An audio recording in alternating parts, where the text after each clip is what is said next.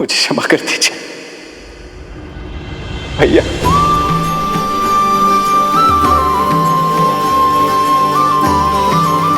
क्षमा कर दीजिए भैया। लक्ष्मण उठो।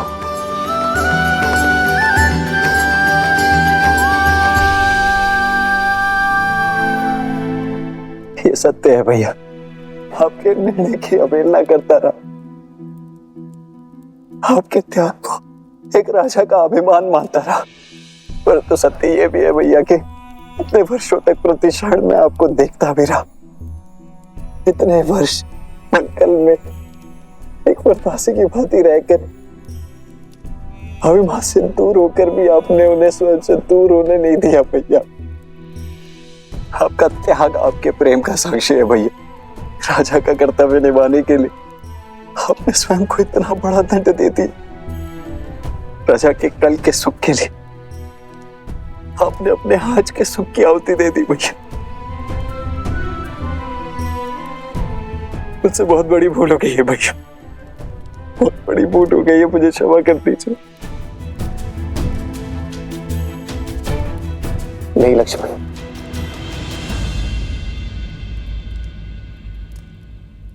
जितना दुख मुझे सीता के बिछड़ने का था, उतना ही दुख मेरे लक्ष्मण को स्वयं मुझसे दूर जाते देखने का था।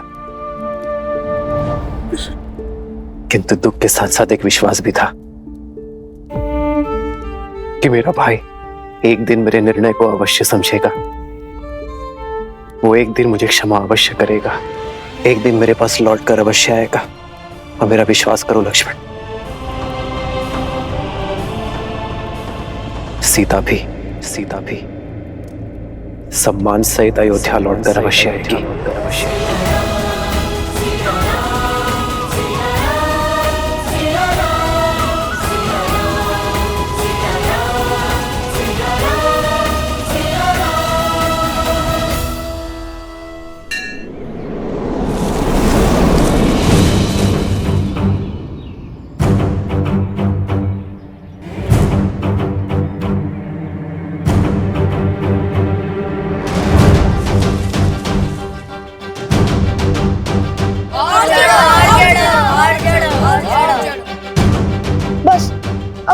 चिढ़ पाऊंगा शांडिल्य। पिताश्री ने यज्ञ के लिए श्रीफल मंगवाए हैं, रिक्त हाथ लौट नहीं सकते। ऊपर चढ़ो, अन्यथा दंड मिलेगा।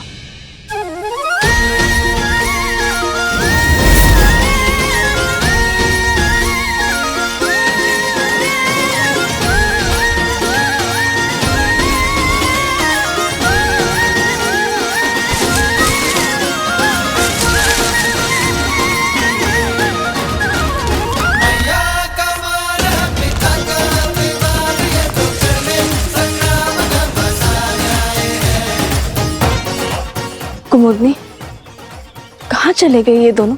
कहीं दिखाई नहीं दे रहे। माता आ गई।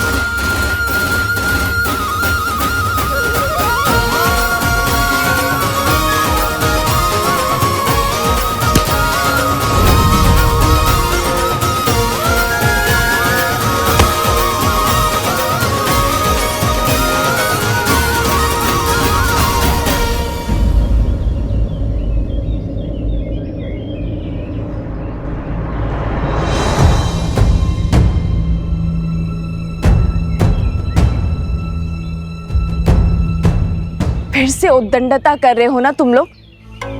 नहीं मानोगे ना तुम दोनों? आज तो तुम्हें दंड देकर ही रहूंगी। कुश, नीचे आओ। नहीं, मैं नहीं आऊंगा। अब दंड दोगी। ऊपर रहकर क्या दंड से बच जाओगे? मैं भी देखती हूँ कि कैसे नहीं उतरते।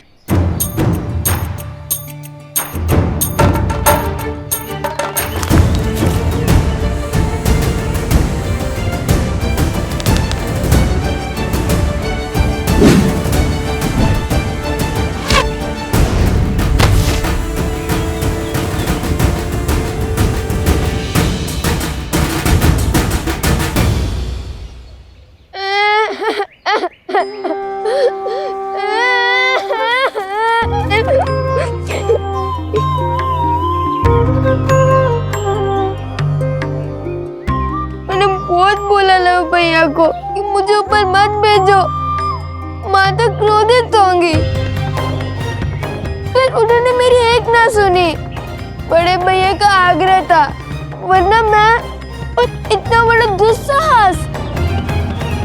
रोना बाद में, पहले दंड लो। जब डांटने का उद्देश्य पूरा हो गया, मैंने रो भी लिया, फिर क्यों डांटना? जो नहीं रो रहे हैं उन्हें डांटिए ना। बहुत वचाल हो गए हो तुम दोनों।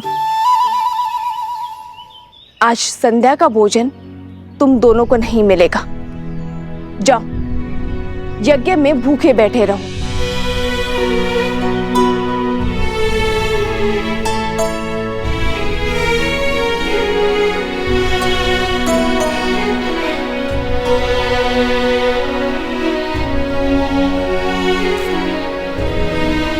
वन देवी, लवकुश आपके सामने यूं ही ब्रज पर चढ़ गए, आपको भय नहीं लगा?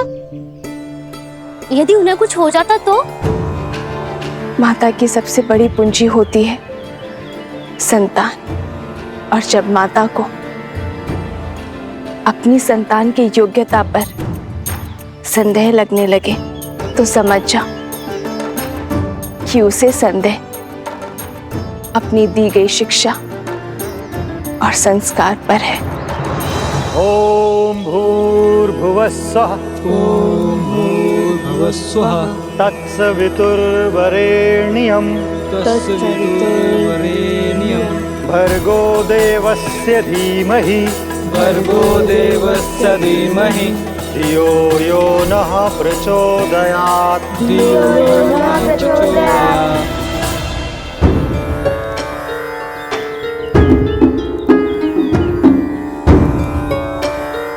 लव, कुश, तड़ासन में खड़े होकर वेद पाठ करो। यही दंड है तुम्हारा। जी गुरुदेव।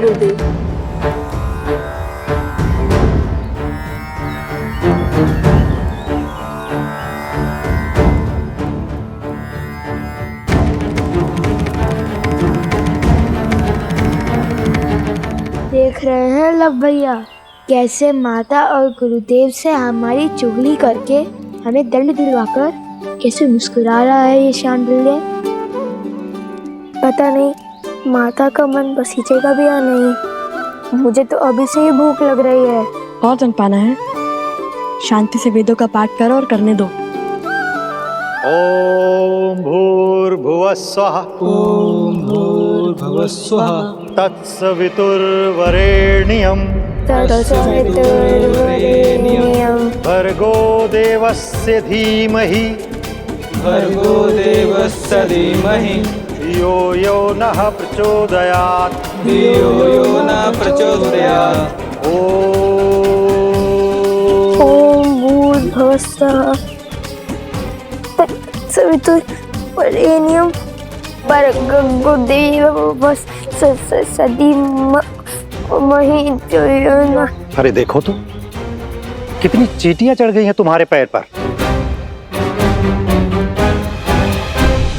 जाओ, पैर धो लो और अपनी माता से कहो औषधि लगा दे।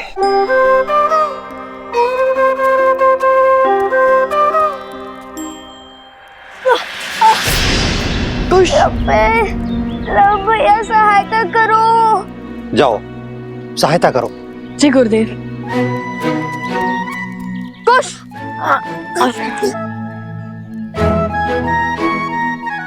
बहुत पीड़ा हो रही है गुरुवर, क्या भैया मुझे कुटिया तक छोड़ सकते हैं? जाओ।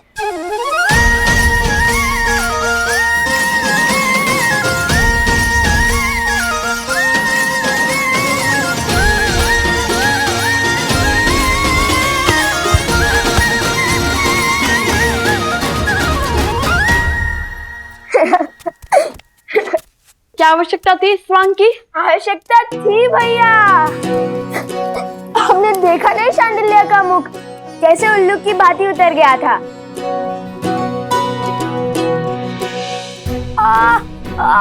मेरा पैर। अरे अब क्या हुआ? बहुत पीड़ा हो रही है। क्या हुआ?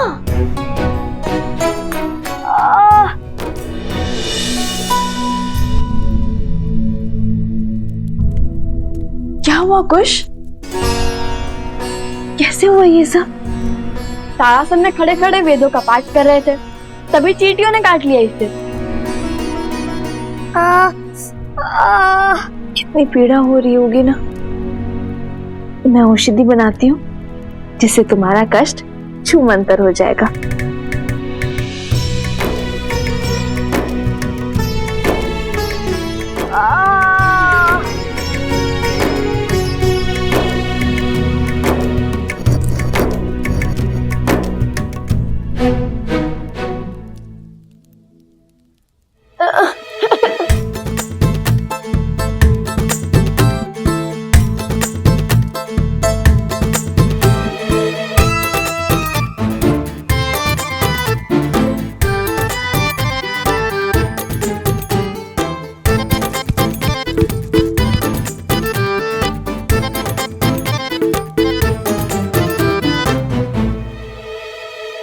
माता रहने दीजिए ना, इतनी भी पीड़ा नहीं हो रही माता।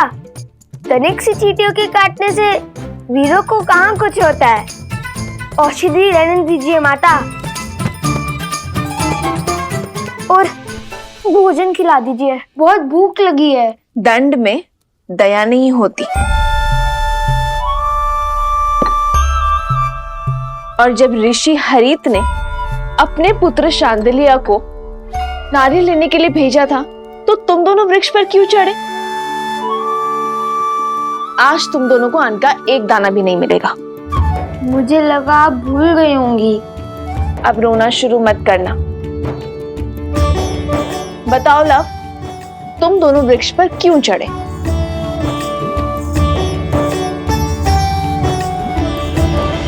हम ये जो पूंछ लगाकर घूमते रहते हैं ना, उसके कारण आश्रम के सभी बालक हमारा उपहास उड़ाते हैं, वानर वानर कहते हैं। तो तुम दोनों पूंछ लगाते ही क्यों हो? क्योंकि हम श्री राम के सबसे बड़े भक्त हैं।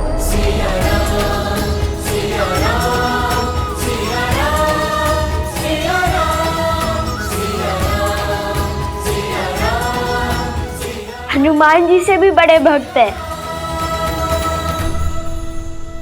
इसलिए पूंछ तो लगानी ही पड़ती है ना। तो इसका शांडिल्य से लड़ाई का क्या संबंध है? और तुमने उसके कार्य में बाधा क्यों डाली? माता, भ्राता शांडिल्य बड़े ध्रुत हैं, सदा हमें छेड़ते रहते हैं। उन्होंने हमें चुनौती दी थी कि यदि हम श्री राम के सबसे बड़े भक्त हैं तो उन्हें उड़कर दिखाएं। और पता है सोमकरण ने क्या कहा? हनुमान जी के पिता तो स्वयं पवन देव हैं। तुम्हारे पिता कौन है बताओ?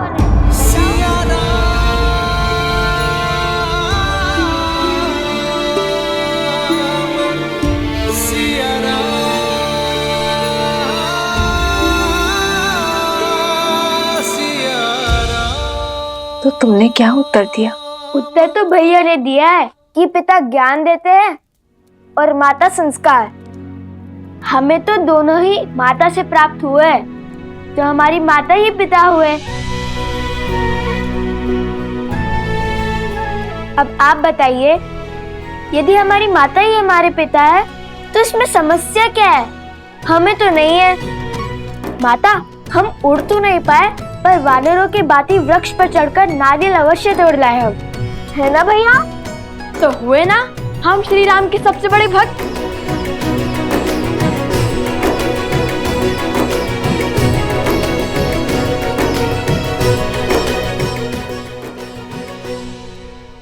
नहीं, तुमने केवल वीर हनुमान की नकल की है।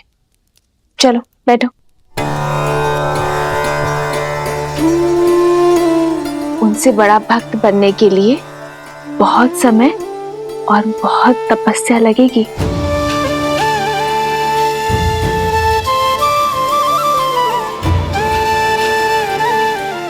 चलो भोजन करते हैं।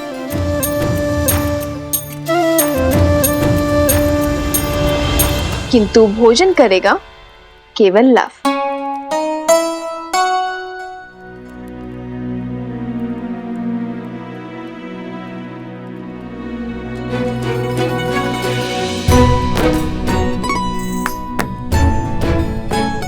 किंतु तुम्हारे दंड का क्या?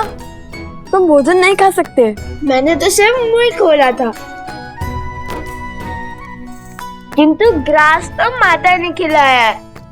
दंड में मुंह खोलना अपराध थोड़ी ना है ना? है ना? है ना? है ना? मैंने क्षमा किया तुम दोनों को।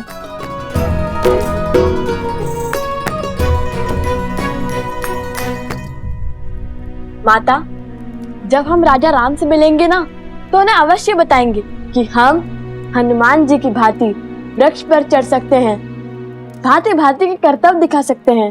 फिर उन्हें विश्वास हो जाएगा कि हम उनके सबसे बड़े भक्त हैं।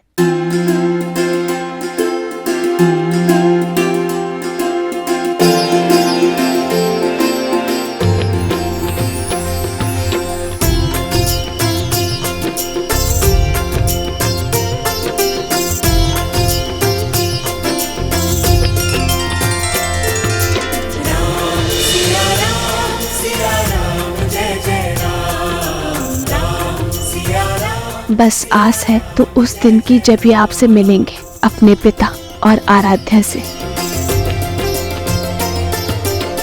राजकुमार शत्रुघ्न की, राजकुमार शत्रुघ्न की, राजकुमार शत्रुघ्न की, राजकुमार शत्रुघ्न की, राजकुमार शत्रुघ्न की, राजकुमार शत्रुघ्न की, राजकुमार शत्रुघ्न की, राजकुमार शत्रुघ्न की, राजकुमार शत्रुघ्न की।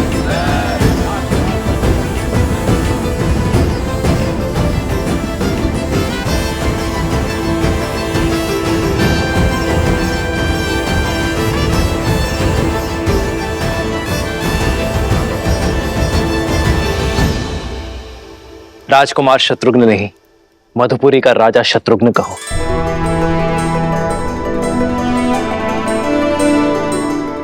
मधुपुरी राज शत्रुघ्न की। शत्रुघ्न, तुमने लवनासुर का वध कर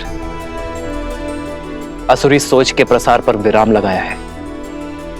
वो सोच जो ऋषियों को अपमानित कर, निर्दोषों को दंडित कर, घरों और मंदिरों को अशुद्ध कर संतुष्टि पाते हैं।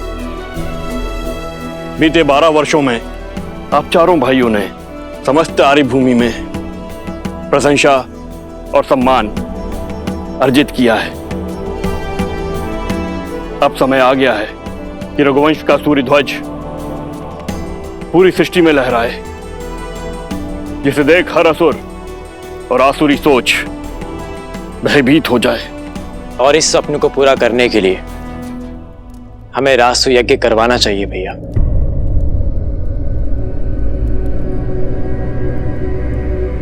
नहीं भरत,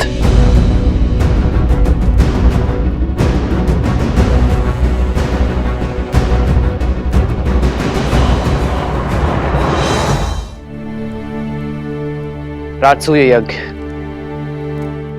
अर्थात हर राज्य का राजा बन जाना, हर राज्य का राजा हमारे आगे नतमस्तक हो, बल से हमारी सत्ता स्वीकार करे, किंतु ये मुझे स्वीकार नहीं है भरत।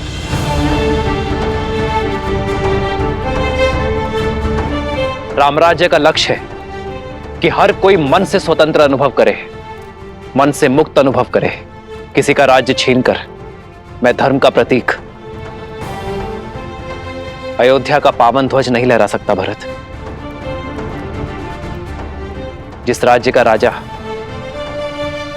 सहर्ष हमारी नीति स्वीकार करता है, उसे सुख से राज्य करने का अधिकार अवश्य होना चाहिए। हमें केवल मित्रता और संधि की चाह है, और इसलिए मैं राजसूय यज्ञ के लिए सज्ज नहीं हूं। किंतु राजगुरु वशिष्ठ की बात उचित है। हमें सूर्यवंश की छत्र छाया समस्त भारतवर्ष में फैलानी चाहिए।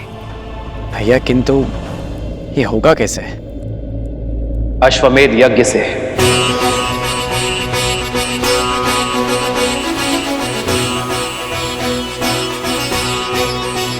महाराज के कहने का तात्पर्य कि जो भी राज्य हमारे यज्ञ के अश्व का श्रद्धा पूर्वक स्वागत करेगा, उस राज्य में धर्म की अर्थात राम राज्य की स्थापना होगी। वो राज्य हमारा मित्र राज्य बन जाएगा। और हमारा युद्ध केवल उनसे होगा जो हमारे अश्व को रोकने का दुस्साहस करेगा। आचार्य, हमें अश्वमेध यज्ञ की तैयारी आरंभ करनी चाहिए।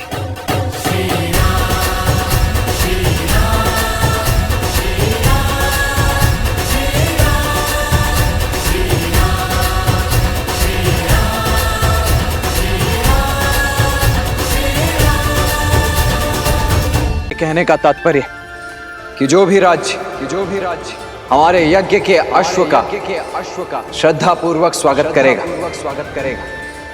उस राज्य में धर्म की अर्थात राम राज्य की स्थापना होगी। और हमारा युद्ध केवल उनसे होगा जो हमारे अश्व को रोकने का दुस्साहस करेगा। आचार्य, हमें अश्वमेध यज्ञ की तैयारी आरंभ करनी चाहिए।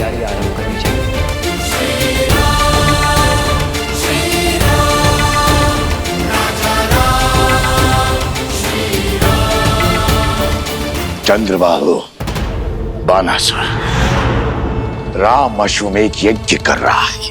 अश्वमेध यज्ञ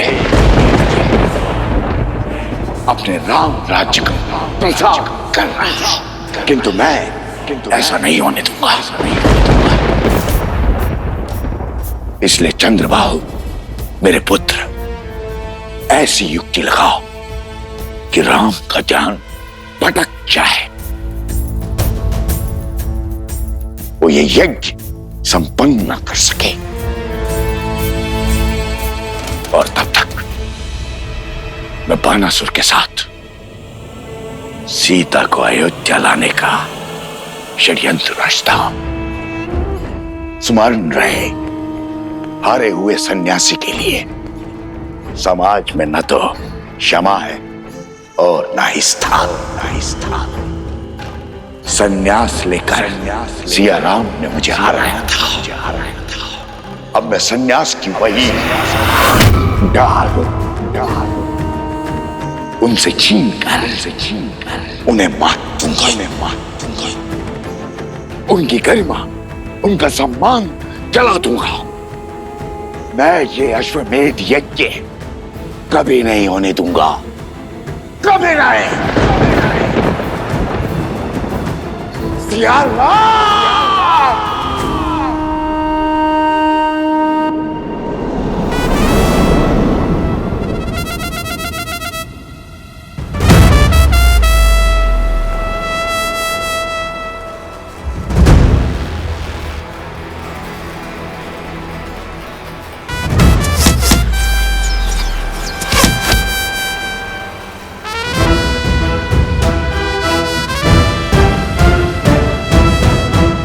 इसमें कौन सी बड़ी बात है लवकुश?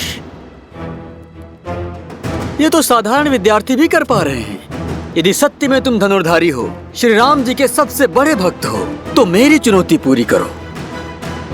फिर हम मानेंगे कि तुम उत्तम धनुर्धर और सच्चे राम भक्त हो। क्या है चुनौती? अभी बताता हूँ।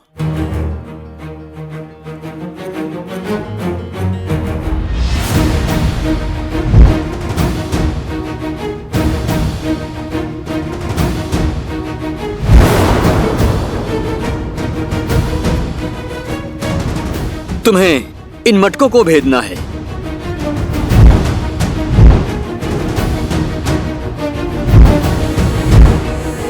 बोलो, भेद पाओगे इसे?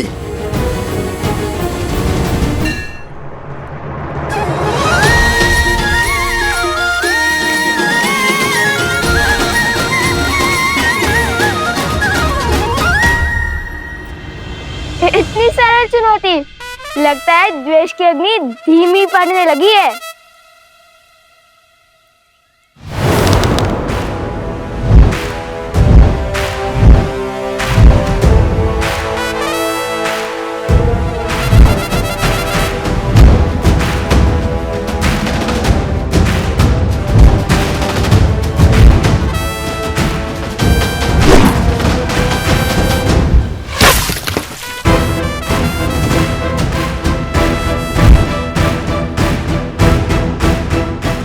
बस इतना ही सामर्थ्य है?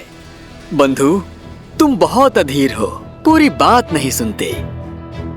चुनौती एक प्रहार से 3 मटकों को फोड़ने की है। स्मरण है ना राम भक्त, किष्किंधा में कैसे रामचंद्र जी ने एक साथ 7 वृक्ष भेदे थे।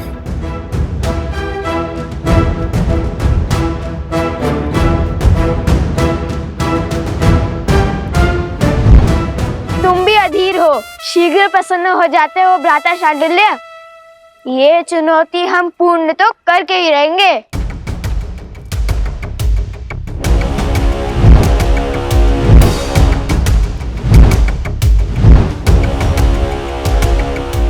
चाहिए भैया, भेज दीजिए। हाँ हाँ, भेज दीजिए मटके। वैसे ही जैसे प्रभु राम ने वो सारे वृक्ष भेदे थे। मैं?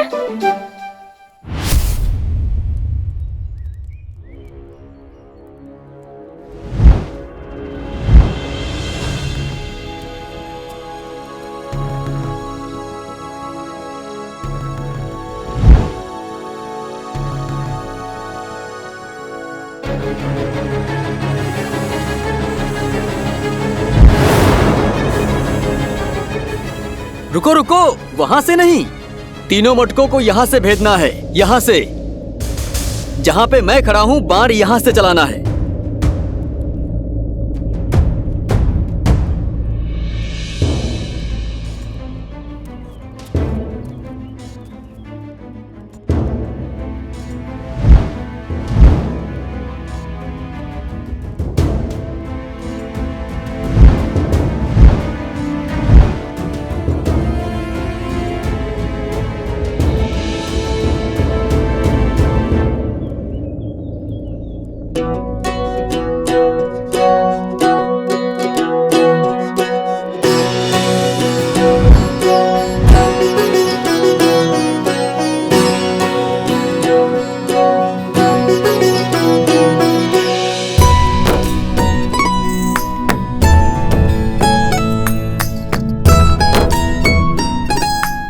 अब ये कहाँ चले? लगता है पराजय स्वीकार कर ली इसने।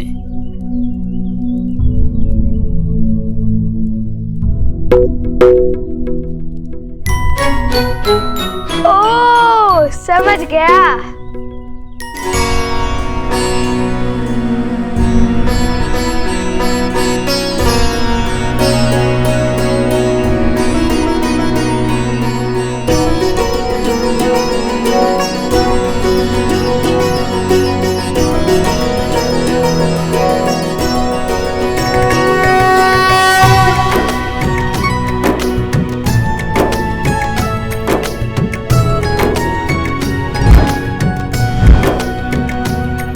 क्या देख रहे हैं भैया?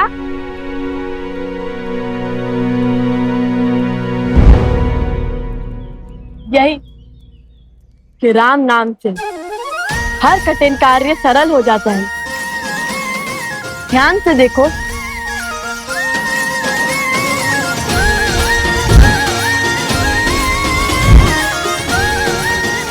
भैया, अब ये 3 मटकों को अवश्य एक साथ भेदेगा। हाँ, अवश्य भेदेगा।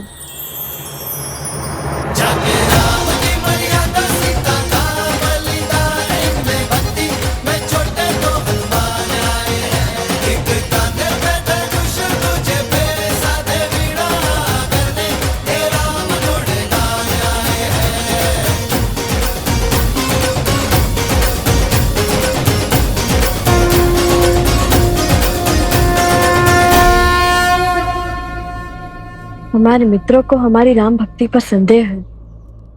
जिस राम नाम से पत्थर भी जल पर तैर जाए, उसी राम नाम ने हमें दिशा दिखाई है।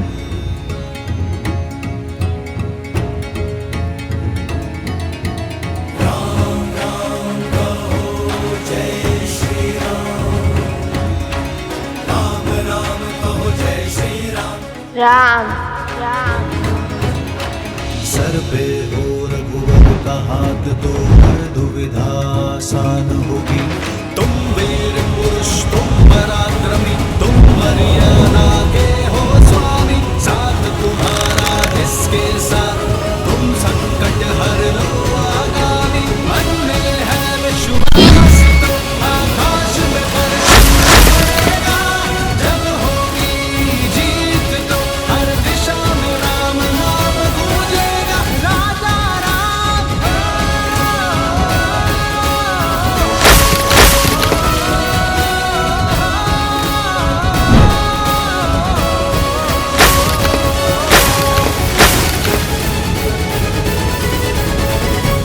हे प्रभु।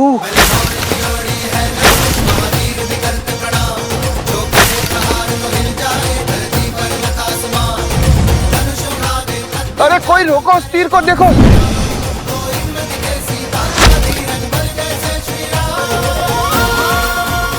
ये क्या हुआ भ्राता?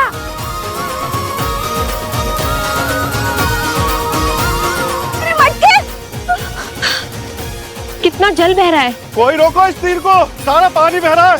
चुनौती वृक्ष पर लटके 3 मटके फोड़ने की थी, तुमने तो आश्रम के सारे मटके फोड़ दिए। इस अपराध का तो घोर दंड मिलेगा तुम्हें। मैंने क्या, पूरे आश्रम ने देख लिया। सच्चे राम भक्तों का पराक्रम। अब लगता है वन देवी का पराक्रम तुम दोनों पर बरसेगा।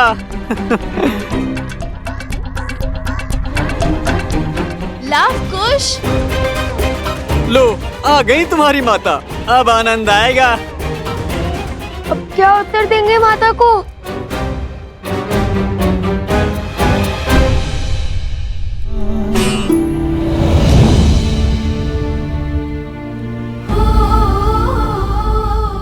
देख रही हो वन देवी, उत्पात चरण पर है। इन्होंने आश्रम के सारे मटके फोड़ दिए। इतनी दूर से जल लाए थे, सारा जल बह गया।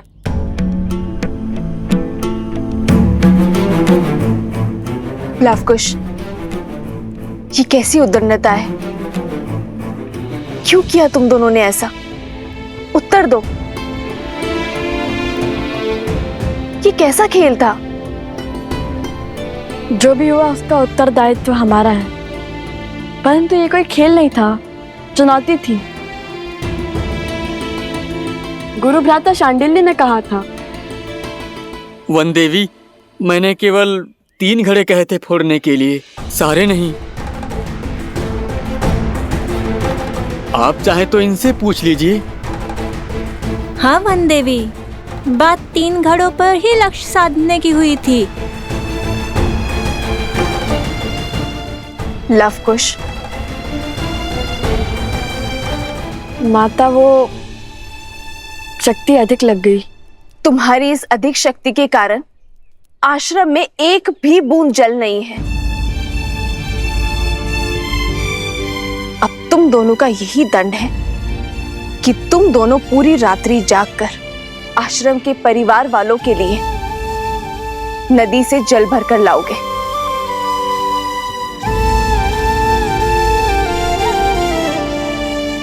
समझे? पर जल लाओगे किसमें? सारे घड़े तो फूट चुके हैं। अब पहले तुम्हें कुम्हार के पास जाना होगा और नए घड़े लेने होंगे।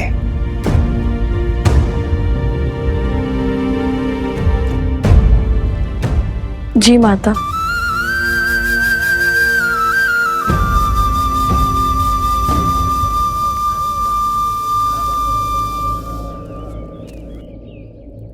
आप चिंतित ना हो देवी। कुछ व्यक्तियों की दृष्टि में यह उद्दंडता है, पर सीधा देखा जाए तो श्री राम नाम की महत्ता की गूंज छुपी है इसमें। इस परीक्षा ने यह सिद्ध कर दिया कि राम नाम की शक्ति में इनका विश्वास कितना दृढ़ है। राम सिया राम जय जय राम। राम सिया राम जय जय राम।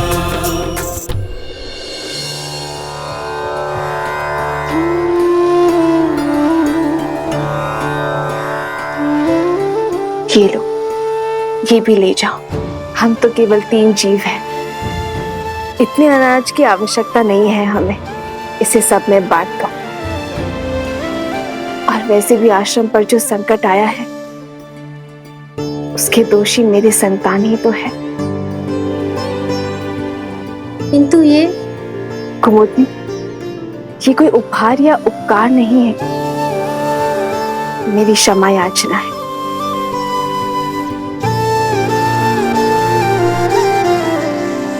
दोष तो शांडिल्य का भी था ना, उसने ही उकसाया दोनों लवकुश को।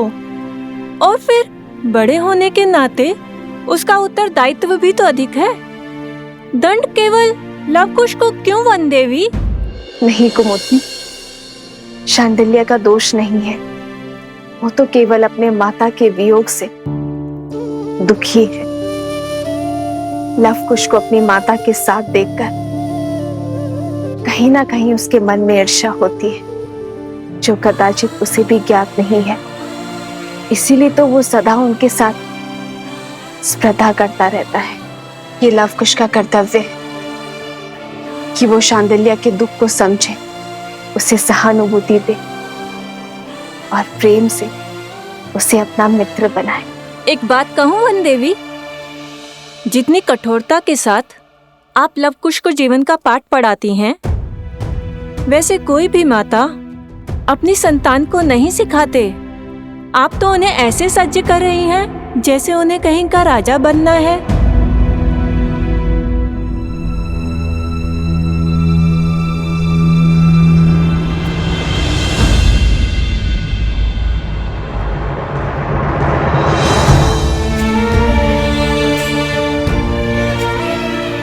अब इसे मैं कैसे समझाऊं आर्य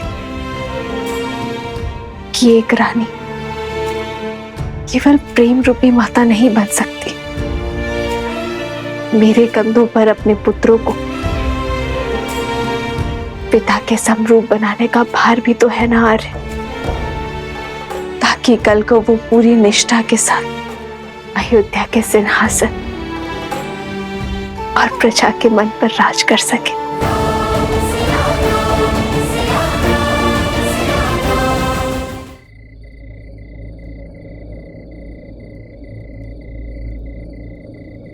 राम। आचार्य,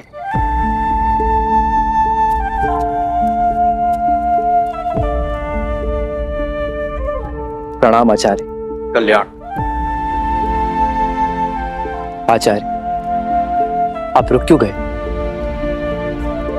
मैं अयोध्या का महाराज बाद में हूं, सबसे पहले आपका शिष्य हूं। मेरे समीप आने के लिए आपको किसी शब्द या अनुमति की आवश्यकता नहीं है। पधारिए। कहिए आचार्य, क्या आदेश? आपके आने का मंतव्य क्या है?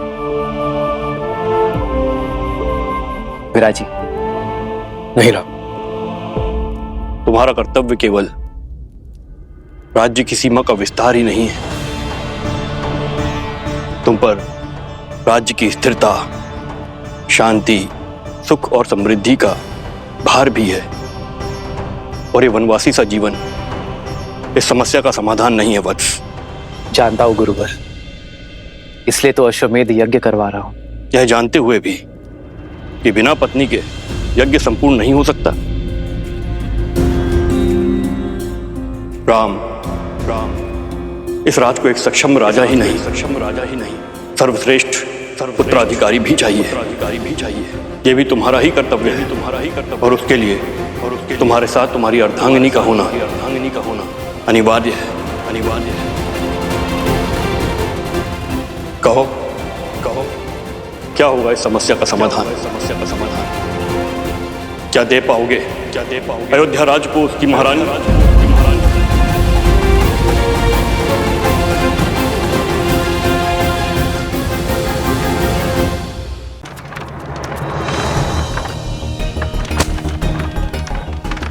कुम्हार जी, हमें इन सब के बदले में घड़े चाहिए। हाँ हाँ, शीघ्र दीजिए। आश्रम के सभी मटके फूट चुके हैं। वो तो ठीक है, परंतु ऐसा हुआ क्या?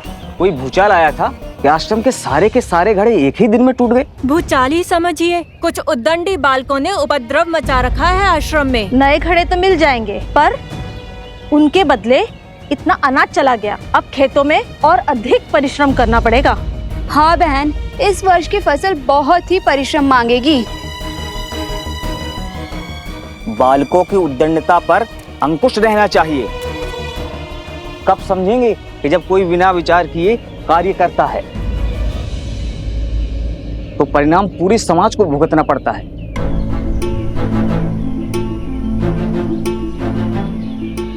भूल हो गई, आश्रम की बड़ी हानि हो गई।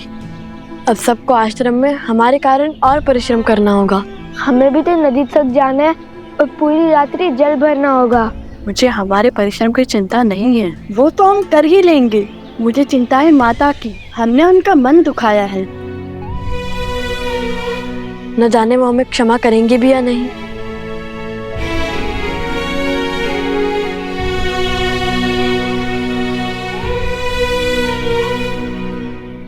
नन्हे बालक हैं, आश्रम के बाहर कैसे जाएंगे? उद्दंडता की है तो दंड तो भुगतना ही पड़ेगा। आश्रम की सीमा को लांघकर घनघोर जंगल में जाना पड़ेगा।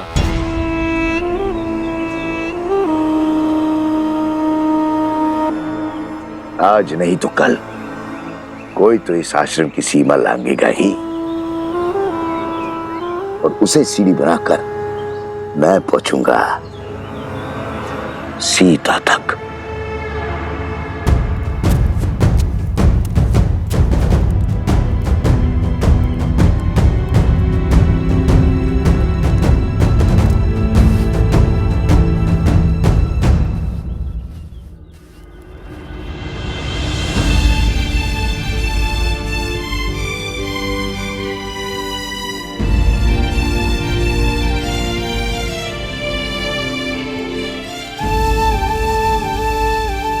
अब ऐसी भूल नहीं होगी माता।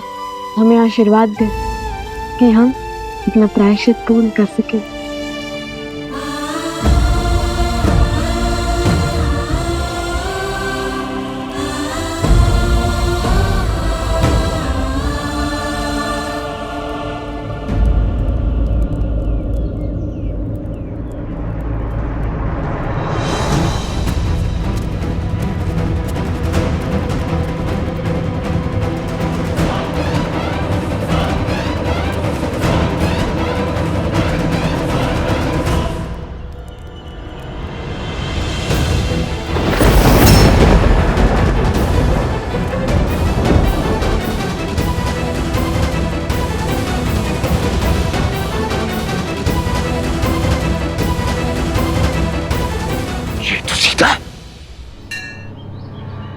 अर्थात ये दोनों बालक सीता और राम के।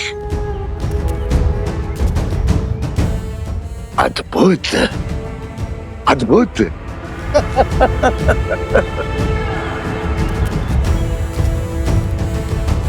12 वर्ष की प्रतीक्षा अंततः समाप्त हुई। आज सीता भी मिल गई और राम को परास्त करने का अस्त्र भी। अब आएगा आनंद। राम राज्य की नींव को राम का ही बीज बिखेरेगा। इसे कहते हैं प्रहार। हाथ भी राम की और काल भी राम का। माता आश्रम में है तो क्या हुआ, पुत्र तो आश्रम से बाहर आ गए। अब यही दो कोमल कोमल बालक मुझे सीता तक बचाएंगे। राम, सिया राम। परंतु भ्राता, जैसे दोषी हम हैं, वैसे दोष धनुष और बाण का भी तो है। 3 मटके को फोड़ने को कहा था, उसने तो सारे आश्रम को जलमग्न कर दिया। धनुष और बाण साधन है कुश, और साधन में बुद्धि नहीं होती। लक्ष्य प्राप्ति के लिए बल और बुद्धि साधक का होता है, इसलिए बुद्धि का उपयोग मनुष्य को ही करना होता है। वाह वाह, ज्ञानी हो भैया। ज्ञानी नहीं, माँ ज्ञानी हूँ। यदि माँ ज्ञानी हो तो अपनी बुद्धि का प्रयोग पहले क्यों नहीं किया? सारे मटके तोड़ दो बोल दिया। क्योंकि हमारा मार्गदर्शन राम नाम ने किया था कि लक्ष्य कैसे साधें, और लक्ष्य साधने के लिए शक्ति उतनी ही लगनी चाहिए जितनी उसकी आवश्यकता हो। और यही सीख श्री राम का नाम लिखे बाण ने हमें बाद में दी है। मार्ग तो वो बताते हैं, हम तो केवल अनुभव से सीखते हैं। मैं भी अनुभव से बोल रहा हूँ भैया। भूल हो गई, अब नहीं बोलूंगा। दंड मिलता है मेरे बोलने से। माता ने हमें दंड कष्ट देने के लिए नहीं, ज्ञान देने के लिए दिया है, ताकि हमारी बुद्धि का विकास हो सके। अब देखो, जो बात मैं सुनकर समझता हूँ वो बात तुम दंड पाकर ही समझते हो। महाज्ञानी है आप, मैं क्या समझूंगा? मैं तो आपका बस एक शस्त्र हूँ। संविधान तो आपके मन से होता है। बाण चलाने में भले ही तुमसे आगे हूँ, किंतु बातों में तुम्हें कोई नहीं पकड़ सकता।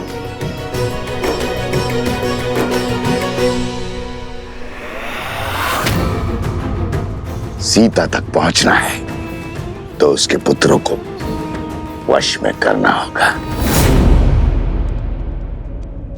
आपके उत्तराधिकारी धर्म और कर्तव्य के पथ के लिए सच हो रहे हैं आर्य।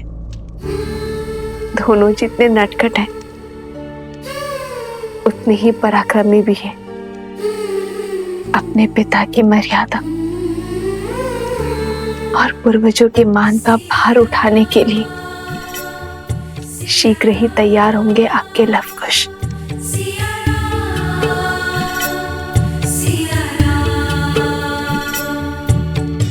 दोनों एक हैं, बस यही सच है। राम लक्ष्य और राम ही पथ है। विरह की आग में जले सिया राम। एक है तन और एक है प्राण। इस रात को एक सक्षम राजा ही नहीं, सर्वश्रेष्ठ उत्तराधिकारी भी चाहिए। क्या दे पाओगे अयोध्या राज को उसकी महारानी? आपको तो भोजन खिला दिया है, किंतु हमारे दोनों पुत्र भूखे होंगे और कुश को तो बहुत अधिक भूख लगती है आर्य।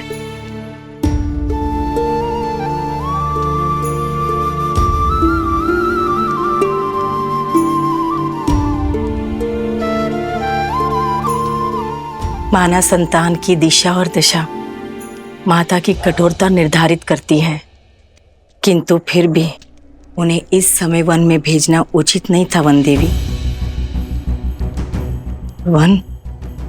वन पशुओं से भरा है, उस पे असुरी शक्तियां।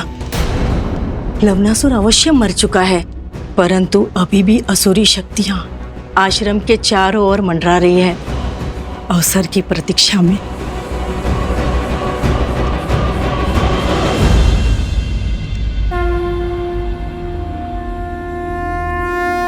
गणेश, पूछो पुत्र, क्या प्रश्न है मन में? यज्ञ तो मन की, राज्य की, समाज की शांति के लिए किया जाता है ना? फिर उसमें बैठे राजा के लिए पत्नी का साथ क्यों अनिवार्य है? श्री राम तो स्वयं नारायण है, वो यज्ञ से नहीं, यज्ञ उनसे पवित्र हो जाएगा ना? ये बताओ गणेश कि जीवन का आधार क्या है? संतुलन।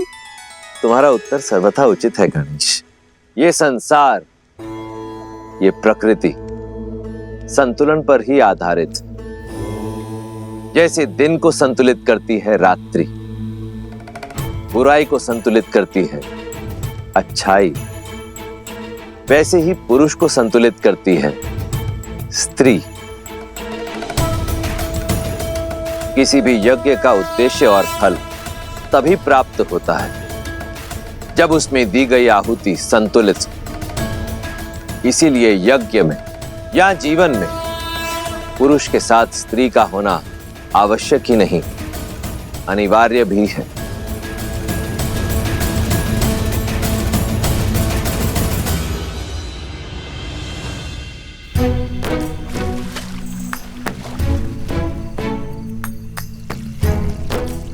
ये क्या कर रहे हो कुश? छोटे से बड़े में क्यों डाल रहे हो?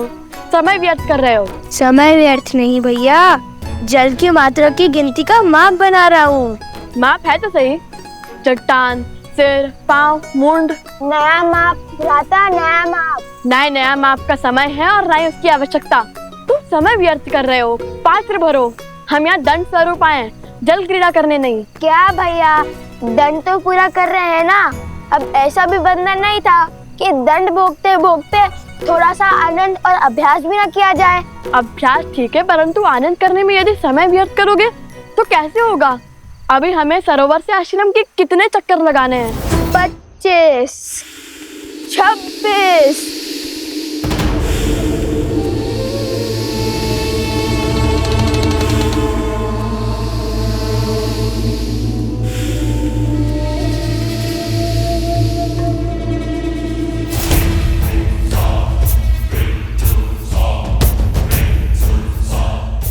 27, 28। ये क्या कर रहे हो कुश? बताया तो था, अंतर गिनने का नया तरीका। पहले भूख, अभी ये निद्रा। कुछ भोजन मिल जाता तो कितना अच्छा होता। नहीं, 41। जब तक ये कार्य पूर्ण नहीं होता तब तक ना ही हम भोजन कर सकते हैं और ना ही निद्रा ले सकते हैं। नहीं तो माता के मन को ठेस पहुंचेगी। चलो मैं तुम्हें वो प्रसंग सुनाता हूँ जिसे सुनकर तुम्हें सदा हंसी आती है कि कैसे हनुमान जी ने अपनी पूंछ से लंका में आग लगाई थी। सुनाओ। यदि रुकूंगा तो आप रुकोगे तो नहीं, सुनाई दीजिए।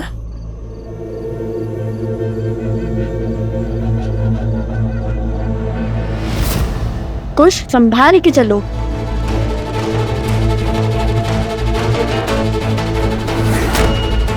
कुछ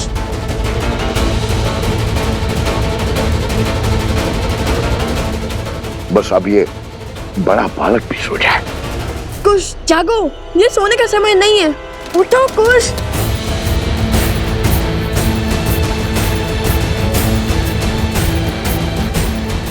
कुछ जागो, कुछ।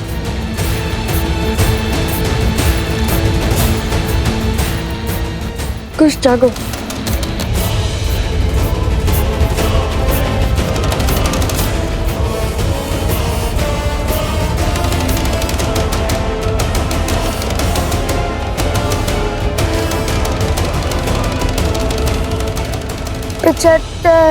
गिनती बोलने की जगह श्री राम का नाम लो।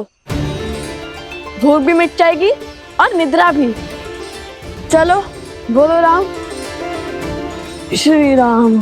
75, श्री राम। 76, श्री राम।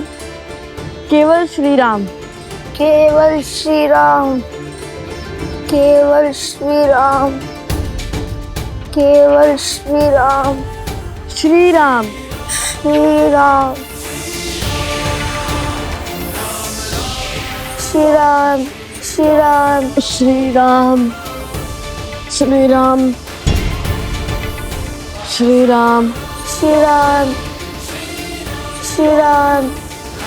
श्री राम। और ये राम का नाम क्यों हर बार मेरे आड़े आता है? सारा परिश्रम व्यर्थ कर दिया। ये थी तुम्हारी शक्ति, बढ़ाओ अपनी शक्ति। अगर ये दोनों नहीं सोए ना तो मैं तुम सबको सदा सदा के लिए सुला दूंगा। जाओ। राम राम राम राम राम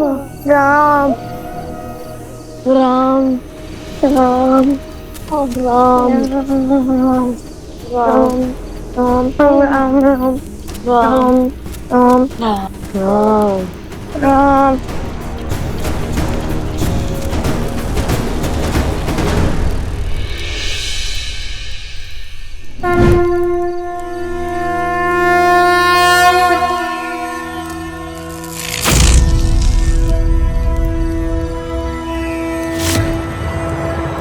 अरे ये कैसा चमत्कार है।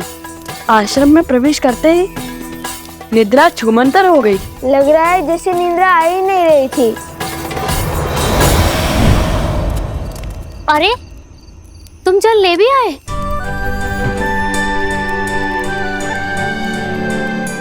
लाओ हमें दो।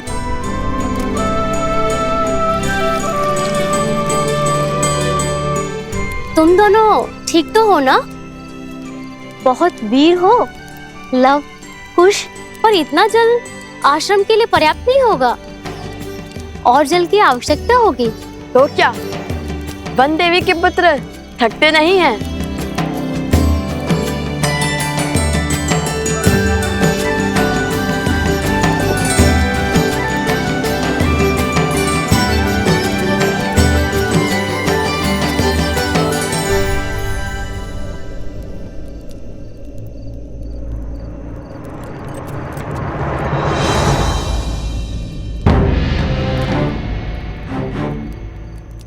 ये कैसा चमत्कार है?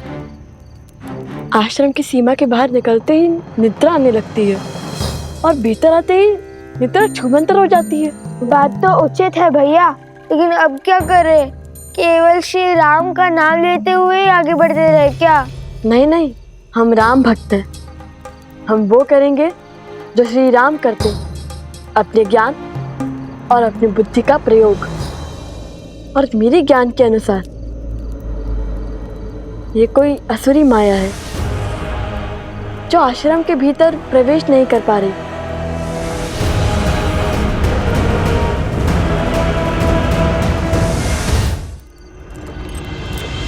तो आज छिनमिन कर ही लेते हैं भैया। अब आया ना दंड का आनंद। बताइए भैया, कहाँ है वो राक्षस?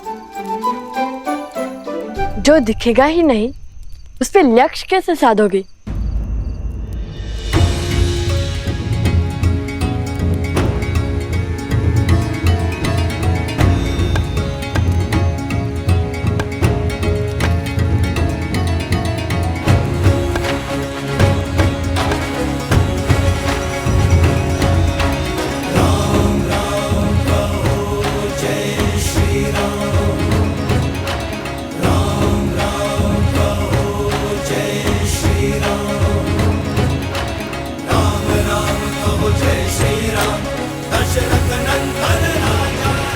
अब समझा, गुरुदेव ने एक बार बताया था घाट के पात्र में 5 वेदों का वास होता है और उस पे श्री राम का नाम तो और पवित्र और सशक्त बना देगा।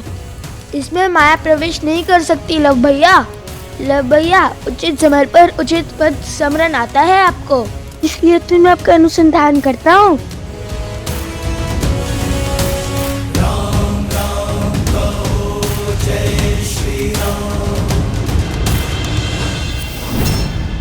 एक और अवसर है तुम्हारे पास, लगा दो अपना सारा बल, पात्र में प्रवेश करो और निंद्रा धोने। आप तो जानते हैं ना, राक्षसी माया बट पात्र में प्रवेश नहीं कर पाती और प्रयास भी करे तो असंभव है, क्योंकि उन पे राम का नाम लिखा है। राम?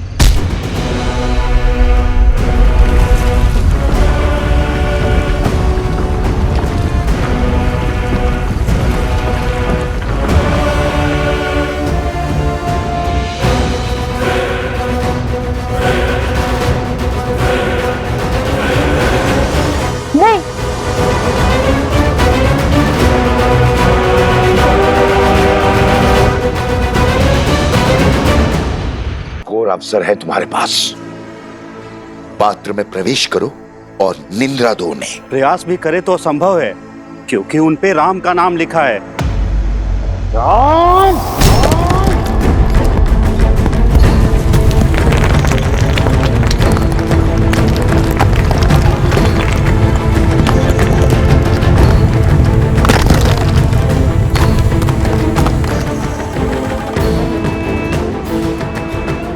नहीं, घड़ा मत उठाना। ये सब किसी माया जाल से लगता है। चलो ऐसे ही आगे बढ़ते हैं। श्री राम, श्री राम, श्री राम। अभी भी नहीं गिरा पात्र। कोई बात नहीं, जल भरने के लिए जब झुकोगे तो पात्र तो उतारना पड़ेगा। तुम सब सज्ज रहना, जैसे ही वो जल भरने के लिए पात्र निकालें, आक्रमण कर देना और दोनों को सुला देना, समझे? जाओ।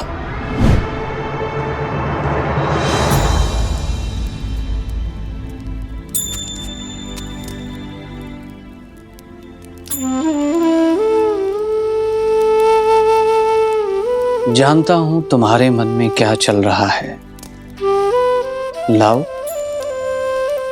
और कुश। अब आपसे क्या छिपा है? मैं जानती हूँ मेरे दोनों पुत्र वीर हैं, पराक्रमी हैं, किंतु उतने ही नटखट भी हैं। इसलिए मैंने उनको दंड स्वरूप आश्रम के बाहर भेज दिया, जल लाने के लिए।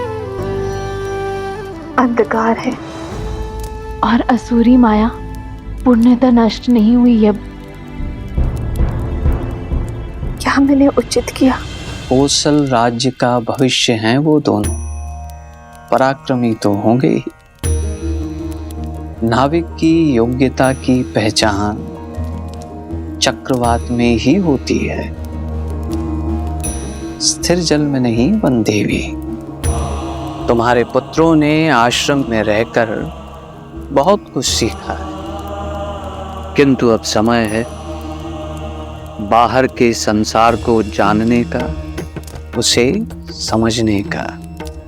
मुझे आपके कहे हर शब्द पर और अपने पुत्रों के शौर्य पर पूरा विश्वास है, और अब तो मुझे प्रतीक्षा है केवल उस क्षण की जब मेरे पुत्र अपने पिता, अपने पूजने से मिलेंगे,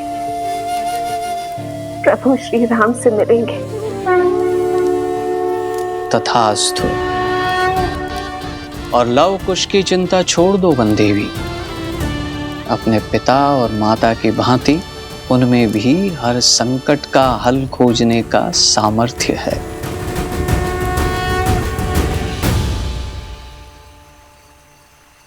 अरे अरे अरे, ध्यान से मटका गिर जाएगा। अब क्या करें भैया, बिना घड़े निकाले जल कैसे भरेंगे?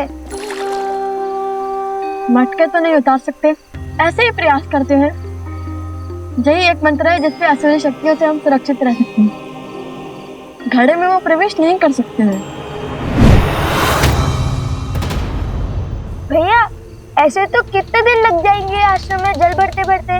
अब यदि माता ने दंड दिया है तो उसके पीछे का उद्देश्य भी उन्हें ही पता होगा। चलो शेष घड़े भर लेते हैं।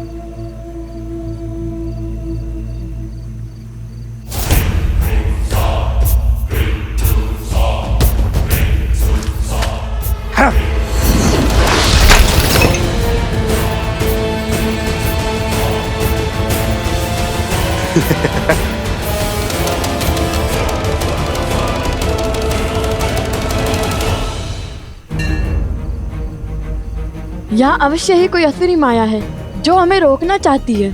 भैया अगर हम जल नहीं भर पाए तो दंड और उसके पीछे का उद्देश्य कैसे पूरा होगा? किसी भी समस्या का हल रोने से नहीं, सोचने से होता है। मेरी तो समझ में नहीं आ रहा है कि हमें जल आश्रम तक पहुँचाना है या जल से भरा हुआ मटका। अद्भुत, तुमने मुझे एक नया सुझाव दिया है। तुम बातें मूर्खता भरी करते हो, परंतु हो बड़े गुणवान।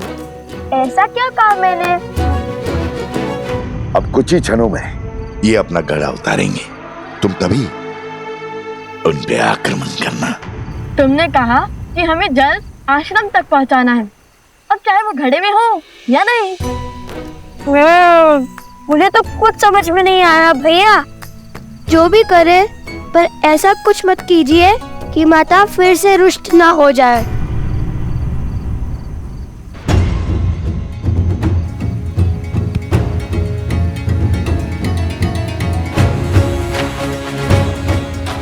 तुम चिंतित ना हो, तुमने जो सुझाव दिया है उससे माता प्रसन्न नहीं होंगी, दुखी नहीं।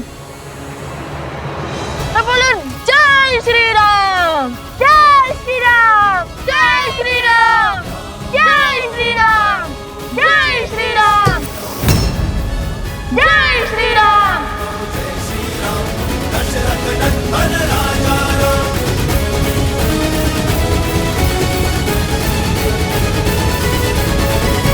यदि हम दोनों साथ जाएंगे तो वो त्याग नहीं, समस्या से भागना होगा। आर्य, जिस क्षण महाराजा राम महारानी सीता को त्यागेंगे उसी क्षण अयोध्या के सब दुख मिट जाएंगे। महाराजा राम महारानी का त्याग करना होगा। राम इस राज को एक सक्षम राजा ही नहीं, सर्वश्रेष्ठ उत्तराधिकारी भी चाहिए। बिना युगल आहुति के न यज्ञ पूर्ण होता है और ना ही उसका फल मिलता है।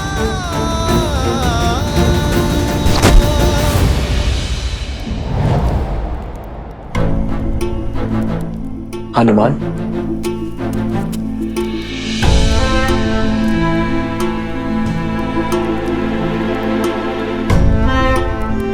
क्या बात है हनुमान? तुम्हारे मुख पर व्याकुलता? प्रभु, सहस्त्र रावण के पुत्र चंद्रबाहु ने वानर राज सुग्रीव की पुत्री त्रिनावती का अपहरण कर लिया है। इस कारण महाराज सुग्रीव के राज्य में बहुत अशांति फैल गई है।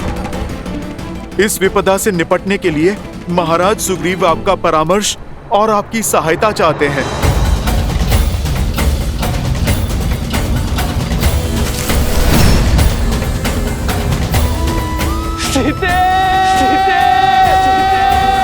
रावण का वध तो हो गया है हनुमान, किंतु उसकी विचारधारा का नाश होना अब भी शेष है। धृष्टता और अधर्म हर रूप में धर्म के लिए चुनौती है, किंतु स्त्री को देवी की भांति पूजा करने वाले इस समाज में स्त्री को वस्तु की भांति उठा लेने वालों की धारणा का नाश होना चाहिए। हर युग के साथ पाप का शीश उठता है, किंतु जब पाप चरम पर हो तब धर्म का प्रहार उस पर होना चाहिए। मेरे मित्र वानर राज सुग्रीव के राज्य में आतंक फैलाने वालों को दंड देना हमारा राजकीय कर्तव्य है हनुमान,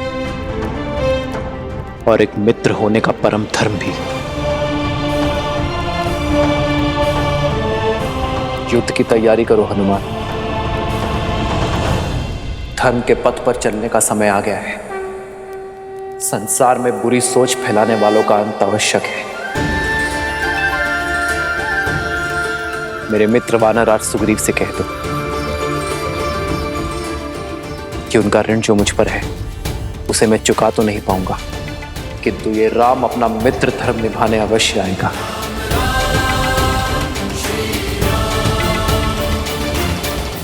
वंदिनी, वंदिनी, वंदिनी, क्या हुआ कुमुदनी?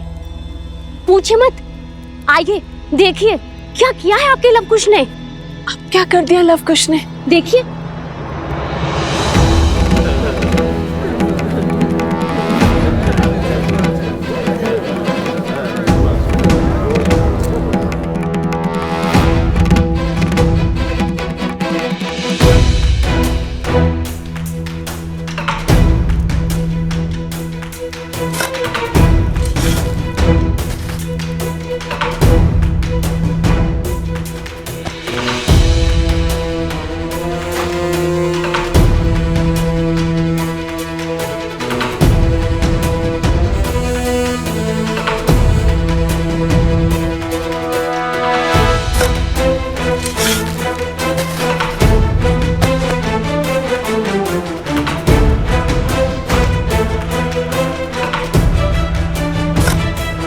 क्या कर रहे हैं ये लोग?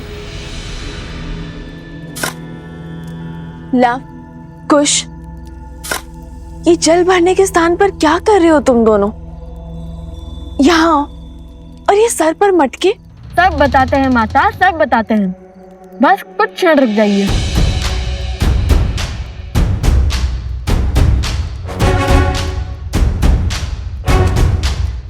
खुश, चलो वो खोल देते हैं।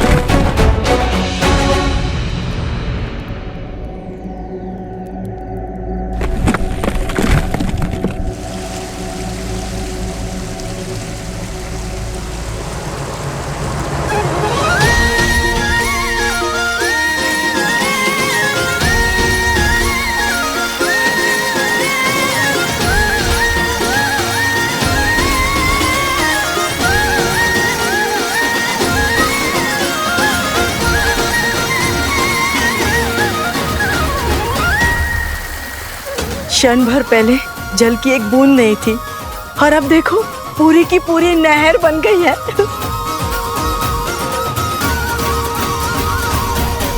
और लव कुश की चिंता छोड़ दो बंदेवी। अपने पिता और माता की भांति उनमें भी हर संकट का हल खोजने का सामर्थ्य है।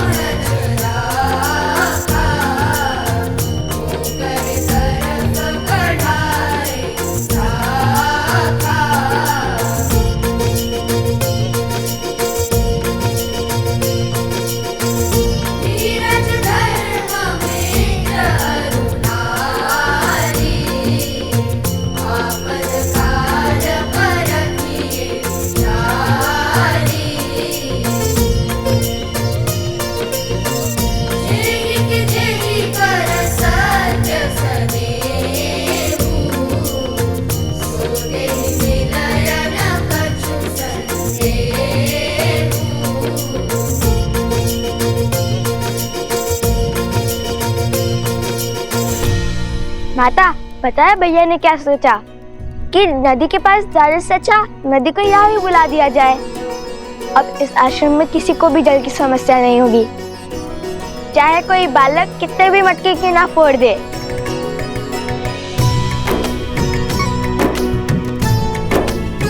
कार्य मेरा था, परंतु सुझाव कुश का।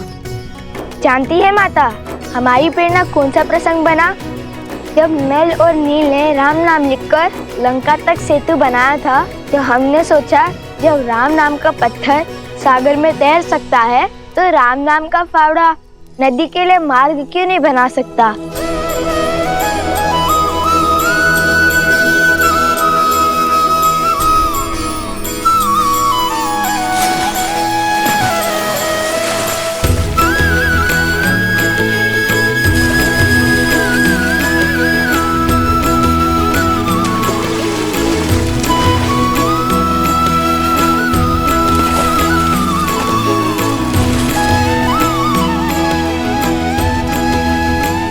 ईश्वर ने लव कुश के भविष्य में क्या रचा है वो तो मैं नहीं जानता, किंतु इतना अवश्य जानता कि ये दोनों अपने भविष्य को आलिंगन करने के लिए पूर्ण रूप से सजे।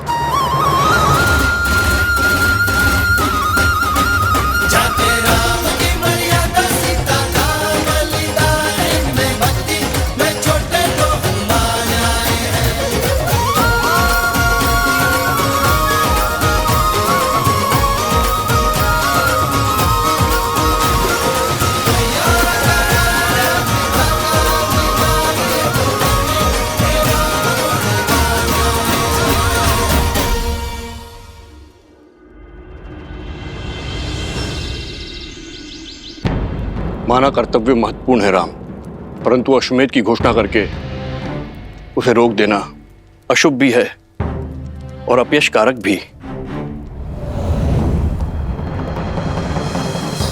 अश्वमेध यज्ञ अवश्य होगा आचार्य।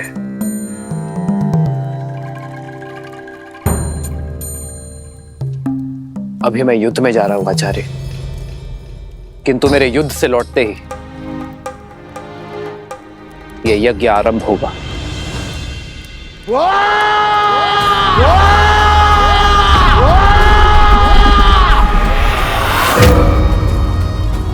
सहस्त्रमुख रावण पराजय के बाद पीछे नहीं हटता और प्रचंड शक्ति से वार करता है। अश्वमेध यज्ञ कदापि नहीं होगा।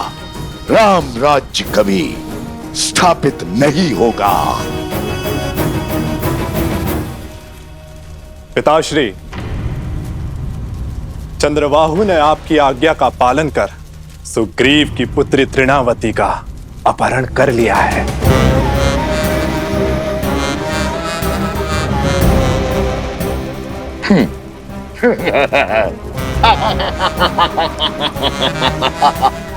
कैसे कैसे बचोगे राम मेरे इस प्रहार से?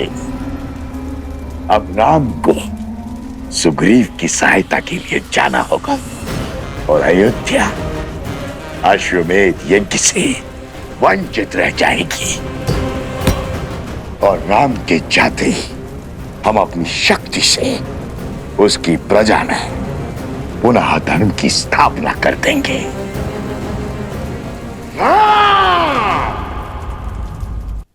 केवल आपके लौटने से क्या बात बन जाएगी महाराज? धार्मिक बाधा तब भी रहेगी। इस युद्ध से लौटकर इस समस्या का हल अवश्य होगा आचार्य। अर्थात आप दूसरा विवाह करेंगे?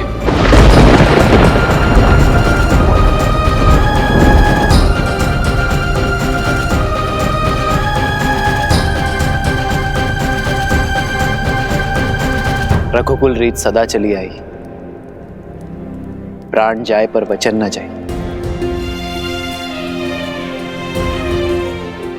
एक बार वचन देने पर उस विषय में आपका शिष्य दोबारा कैसे सोच सकता है? मैंने सीता को एक पत्नी व्रत का वचन दिया है, परंतु मेरे विवाह के बिना भी अश्वमेध यज्ञ अवश्य होगा।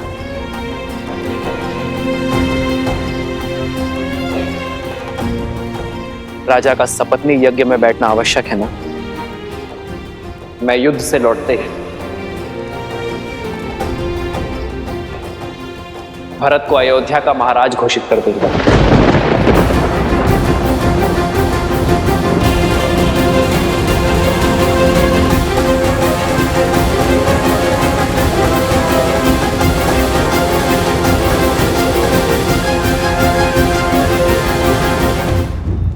भैया, और तब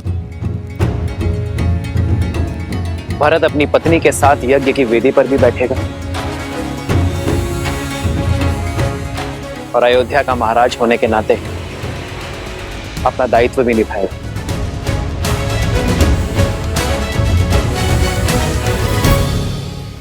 ये क्या कह रहे हैं आप भैया? नहीं, ये मुझे स्वीकार करना होगा भरत, क्योंकि ये मेरा निर्णय है। समझने का प्रयास करो भरत, या तो तुम अयोध्या के महाराज बनोगे या सीता का ये राम किसी और का पति।